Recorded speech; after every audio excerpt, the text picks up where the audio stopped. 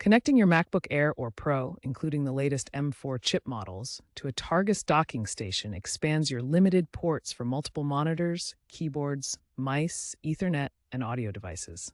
The setup uses Thunderbolt 4 for high-speed data transfer, power delivery, and video output. Start by plugging a certified Thunderbolt 4 cable from the dock's Thunderbolt port into your MacBook's USB-C port. Connect the dock to a power source to charge your MacBook and power peripherals. macOS automatically detects the dock. Attach peripherals to the dock's ports: HDMI or DisplayPort for monitors, USB-A or USB-C for accessories, and Ethernet for wired internet. Configure displays in System Settings Displays. Most Targus docks work plug-and-play without drivers. Keep your dock updated with quarterly Targus firmware releases for enhanced macOS Sonoma and Sequoia integration.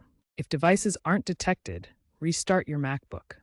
For advanced features or customization, install the Targus Hub software if available. Check for firmware updates via the Targus app. The current trend involves wireless and modular docking, with Targus integrating Wi-Fi 7 and Bluetooth 5.3 in recent models. Sustainability is also a focus, with recycled materials being increasingly used. Expect AI-enhanced docks in the near future, potentially auto-configuring based on user habits. Also, be on the lookout for Thunderbolt 5 adoption, offering even higher data speeds.